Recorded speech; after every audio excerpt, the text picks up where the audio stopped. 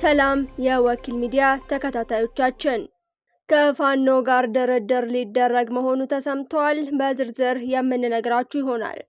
የቢንጎ ማጫወቻና የአረቄ መሸጫ ቤቶችን የተመለከተ ጥብቅ ትዕዛዝ ተላልፏል። ኃላፊዎችም ከስራ ይባረራሉ ተብሏል። እናጋራችኋለን።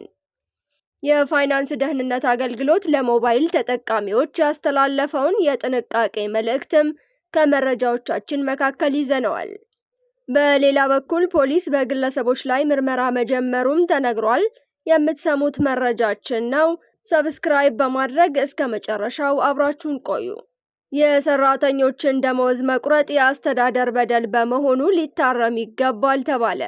የመንግስት መስሪያ ቤቶች በፍርድ ቤት ከሚሰጥ ትዕዛዝ ወይም በሕግ በግልጽ ከተደነገገው ውጪ ከሰራተኞች ደመወዝ ላይ መቁረጥ የአስተዳደር በደል በመሆኑ ሊታረም እንደሚገባ የኢትዮጵያ ሕዝብ እንባ ጠባቂ ተቋም አስታውቋል።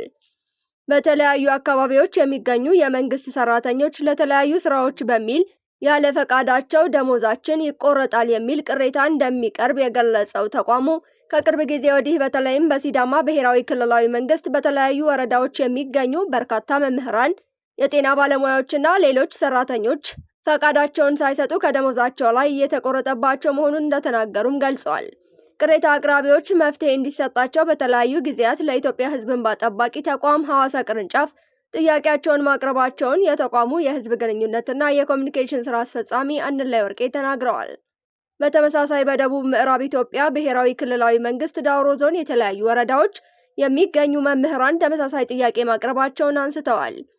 የመንግስት መስሪያ ቤት ሰራተኞች ስምምነታቸውን በጽሁፍ ሳይገልጹ ከደመወዛቸው ላይ መቆረጡ በግልጽ ከተደነገገው መርህ ጋር የሚቃረን እንደሆነ ያመላከቱ ሲሆን ችግሩ በተከሰተባቸው አካባቢዎች ልዩ ትኩረት በመስጠት ተገቢ እርምት ሊደረግ እንደሚገባ ተናግረዋል። አረቄ ቤቶች ሙሉ ለሙሉ ሊዘጉ ነው። በአዲስ አበባ አንድም የቢንጎ ማጫወቻም ሆነ የአረቄ መሸጫ ቤት መኖር የለበትም ሲል የአዲስ አበባ ሰላምና ጸጥታ አስተዳደር አስታወቀ። ከዚህ በፊትም እነዚህ ቤቶች ከከተማው እንዲጠፉ መመሪያ ተሰጥቶ የነበረ ሲሆን አሁንም ድረስ ቤቶቹ መኖራቸውና በስራ ላይ መሆናቸው እንደታወቀ ገልጸዋል። በዚህም በአጭር ጊዜ ውስጥም የአዲስ አበባ ከተማ ከቢንጎ ማጫወቻና የአረቄ መሸጫ ቤት ነፃ እንዲሆን ይደረጋል ሲሉ የቢሮ ኃላፊ ወይዘሮ ሊዲያ ግርማ ተናግረዋል።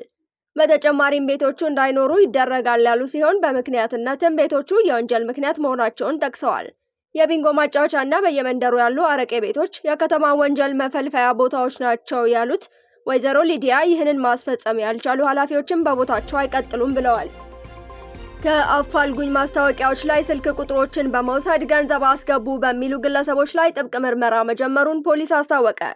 በተለያዩ ጊዜያት ከቤተሰቦቻቸው የሚጠፉ ህጻናት፣ ታዳጊዎችና ጎልማሶች ወላጆቻቸው፣ አሳዳጊዎቻቸው ወይም ቤተሰቦቻቸው ጉዳዩን ወደ ፖሊስ ከመውሰድ ይልቅ በተለያዩ መንገዶች የአፋልጉኝ ማስታወቂያዎችን እንደሚለቁ ይታወቃል።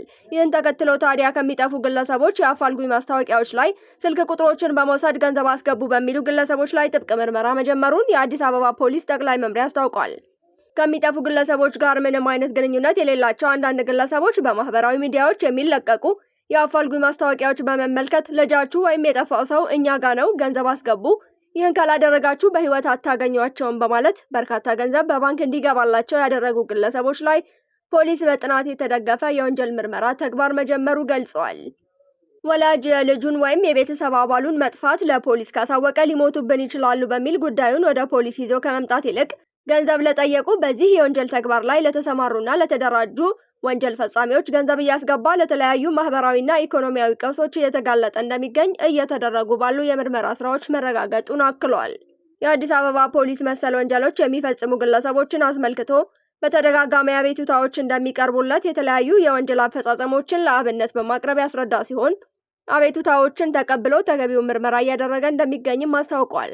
በዚህም ገንዘብ እንዲገባላቸው የጠየቁ፣ ገንዘብ የገባላቸውና ከዚህ ወንጀል ጋር ግንኙነት ያላቸው ግለሰቦች ላይ ጥብቅ ምርመራ መጀመሩን ገልጸዋል። ግላዊና ምስጢራዊ መረጃዎችን በመስረቅ የገንዘብ ማጭበርበር ድርጊት ላይ የተሰማሩ ግለሰቦች መኖራቸው ተገለጸ።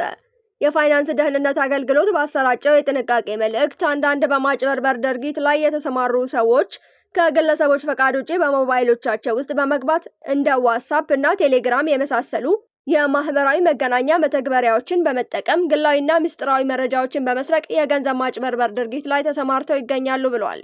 እነዚህ አካላት የግለሰቦችን የማህበራዊ መገናኛ መተግበሪያዎች ከተቆጣጠሩ በኋላ እውነተኛ የአካውንት ባለቤት በመምሰል በግለሰቦቹ ስልኮች ተመዝግበው ለሚገኙ ቤተሰቦች፣ ዘመዶች፣ ጓደኞችና የስራ ባልደረቦች እንደተቸገሩ የሚገልጽ ጽሑፍ መልእክት በመላክ ለዚሁ የማጭበርበር ዓላማ ወደ ተዘጋጀ የባንክ አካውንት እንዲላክላቸው ያደርጋሉ ነው ያለው። አገልግሎቱ የደረሱትን ጥቆማዎች መሰረት በማድረግ በወንጀል ድርጊት ላይ የተሳተፉ አካላትን በመለየትና በመከታተል በሕግ ተጠያቂ እንዲሆኑ ከሚመለከታቸው ባለድርሻ አካላት ጋር በቅንጅት እየሰራ መሆኑን ገልጸዋል። ህብረተሰቡ ይህንን የማጭበርበር ድርጊት ለመከላከል ወደ ስልኩ ለሚደርሱ መልእክቶች ምላሽ ከመስጠቱ አስቀድሞ በተለያዩ መንገዶች የመልእክቱን ትክክለኛነት ደጋግሞ በማረጋገጥ ተገቢውን ጥንቃቄ እንዲያደርግ አሳስበዋል። በተጨማሪም ከሚመለከታቸው ተቋማት የሚተላለፉ የጥንቃቄ መልእክቶችን በመከታተል ራሱን ከወንጀል ድርጊቶች እንዲጠብቅና ወንጀል ተፈጽሞ ሲገኝም ለሕግ አስከባሪ አካላት እንዲያሳውቅ መልእክት አስተላልፏል። በአማራ ክልል ያለውን ግጭት በሰላማዊ መንገድ ለመቋጨት ጥረት እየተደረገ ነው። በአማራ ክልል ያለውን ግጭት በሰላማዊ መንገድ ለመቋጨት ጥረት እያደረግኩ ነው ሲል የክልሉ መንግስት አስታወቀ። የአማራ ክልል መንግስት ኮሚኒኬሽን ቢሮ ኃላፊ መንገሻ ፈንታው ለጋዜጣ ፕላስ እንደተናገሩት በክልሉ ያለውን ግጭት ለማስቆም በርካታ ስራዎች እየተሰሩ ነው። በክልሉ ያለው ግጭት ሀብት፣ ንብረትና የሰው ነፍስ ላይ ውድመት እያደረሰ ነው። ግጭቱ እያደረሰ ያለውን ውድመት በማስቆም የተጀመሩ የልማት ፕሮጀክቶችን ለማጠናቀቅ ግጭቱን በድርድር ለመፍታት እየተደረገ ያለው ጥረት ተጠናክሮ ቀጥሏል ብለዋል። ግጭቱን በድርድር ለማስቆም እየተሰራ ያለው ስራ አሁንም ተጠናክሮ ቀጥሏል ሲሉ ተናግረዋል። በክልሉ ያለውን ግጭት በሰላማዊ መንገድ ለመቋጨት አመራሩን ከላይ እስከ ታች ድረስ የማደራጀት፣ የጸጥታ ኃይሉ ላይ ሪፎርም የመስራት፣ የሰላም ጥሪ የማድረግ ስራዎች መሰራታቸውን ተናግረዋል። የኢንዱስትሪ መንደር ከተባለችው ኮምቦልቻ የወንዝ ውሃ በፋብሪካ ኬሚካል ወደ መርዝነት ተቀይሯል። የኢንዱስትሪ መንደር ተብላ የምትሞካሸው ኮምቦልቻ ከተማ ውስጥ ካሉ ፋብሪካዎች የሚለቀቅ አደገኛ ኬሚካሎችን የያዘ ተረፈ ምርት የወንዙን ውሃ ደም የመሰለ ቀለም እንዲይዝ በማድረግ የአካባቢውን ሕይወት አደጋ ላይ ጥሏል። የኮምቦልቻና የቃሉ አርሶ አደሮች በኢንቨስትመንት ስም መሬታቸውን በዝቅተኛ ዋጋ ከተቀሙ በኋላ የተረፋቸውንም እርሻ ከዚህ ከባድ የኬሚካል ፍሳሽ የሚመጣ ምርት ተንከባክበው እንዳለሙት ስጋት ላይ ወድቀዋል። ይህ ደም የመሰለ ፈሳሽ ወንዝ የተረፈ ምርት የኮምቦልቻና የቃሉ አርሶ አደሮች የሰብል ምርትንና የመሬቱን ለምነት በመግደል ላይ ነው። የአካባቢው ነዋሪዎችና አርሶ አደሮች ይህ መርዝ የአካባቢ ስነ ምህዳር ላይ እያሳደረ ያለውን ከባድ ተጽዕኖ ገልጸዋል። የአካባቢው ማህበረሰብ በተደጋጋሚ ድምጹን ቢያሰማም የራሱን ምቾት የሚጠብቅ አመራር እንጂ ለህዝብ ደህንነት ደንታ የሌለው ነው በማለት በህዝብ ደህንነት ጉዳይ ላይ የኃላፊነት ስሜት የጎደለው አመራር መኖሩን ይወተውታሉ። እስካሁን ለቅሬታቸው የሚሰማ ኃላፊ ማጣታቸው ነገሩን ይበልጥ እንዳሳዘናቸው ተናግረዋል።